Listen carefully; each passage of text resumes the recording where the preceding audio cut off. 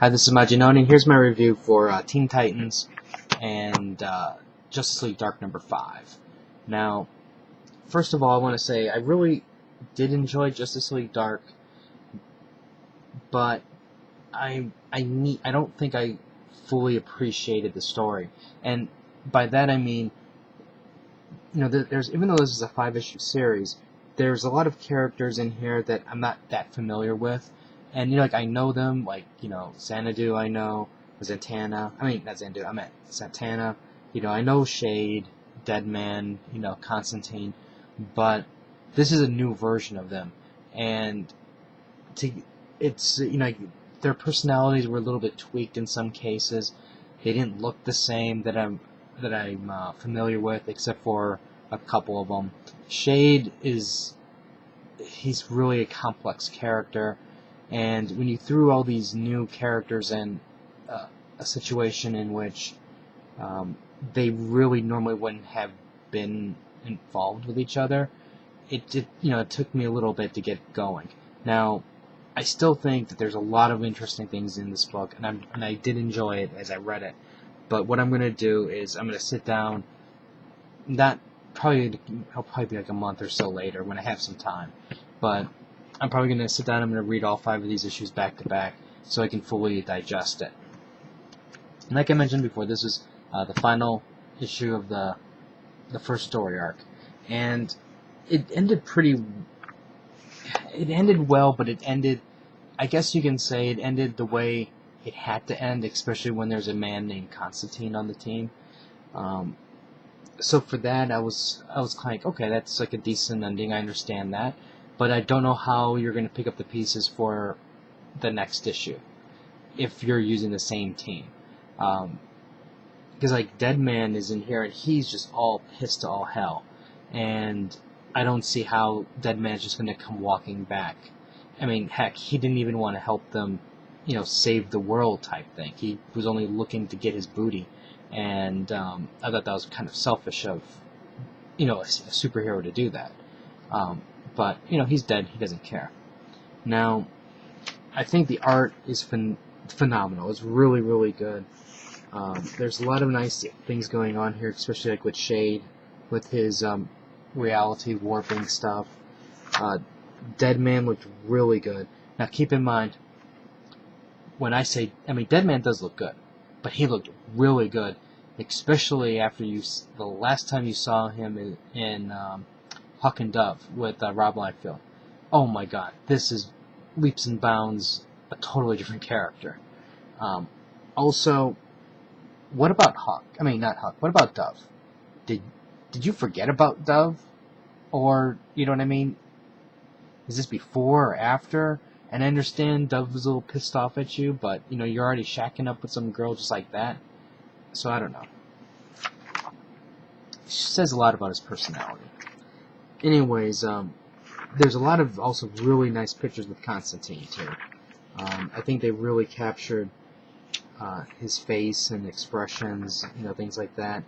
And overall, I'm really pleased with the art direction of this book.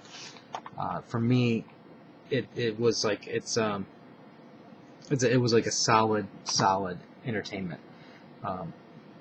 I just want to reread it and digest it all.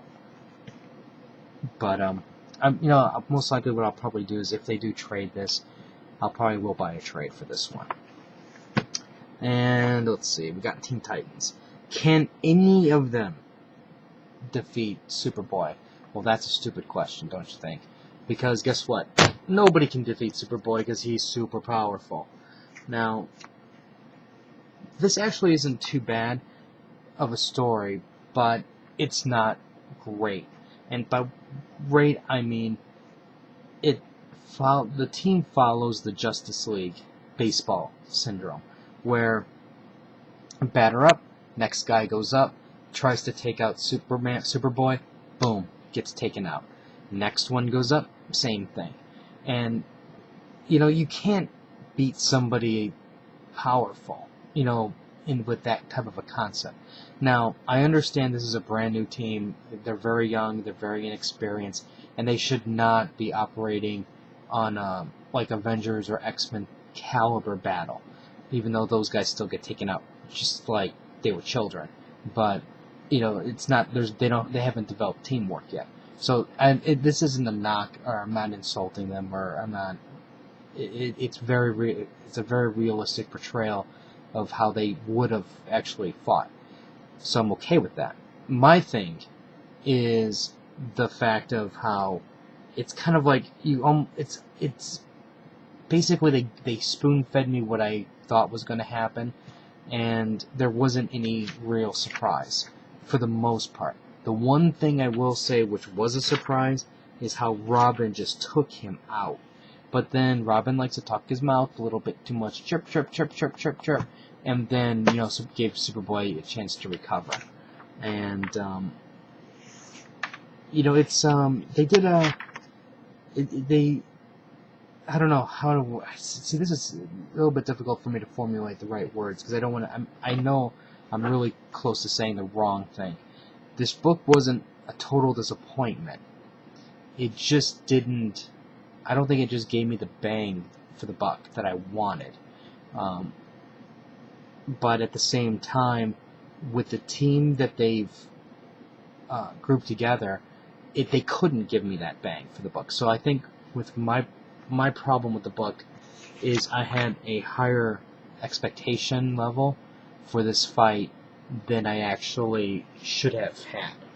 And I don't think I think if anything it said that I thought that they could do more than what they actually did.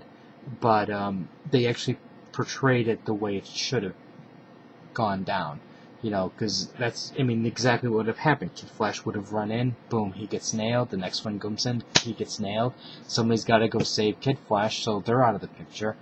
So it's the same. It's what should have happened. I guess I just expected or hoped that there would have been a bigger fight. Even though it's a big fight because it takes pretty much the whole issue. I just wanted a little more to it. The ending, though, this is where you're going to get jacked up. If you're just reading Teen Titans, you have no concept of what's going on with Superboy. None whatsoever. So, Superboy, you really have to read Superboy in order to figure out what the hell he's doing. What his motivations are, what he's even talking about half the time. And I understand, with the DC's policy, not policy, but with the relaunch, they can assume, maybe people are reading, it's feasible. And, that's fine. I would probably write the same way for this. So it's not a knock. If anything, I think it's more towards a developing of character rather than being very generic and then not telling you a compelling story. So that's not a knock. But the problem that I have is, it's like I said, Superboy's in a state of indecisiveness. He doesn't know if he's doing the right thing. He doesn't know if he's doing the wrong thing type situation. And he doesn't even know if he's on the right side type thing. He just knows what's been presented to him. And as you can imagine, it's almost pretty much one-sided except for the information that he had from Caitlin, whatever her name was.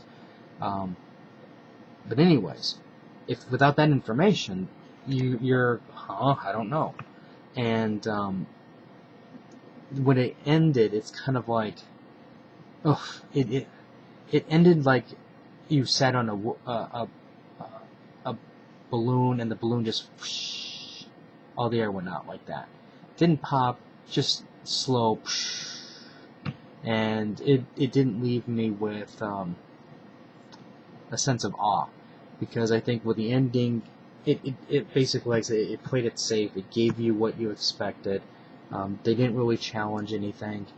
I don't know if they could, but after reading Justice League, that was a challenge.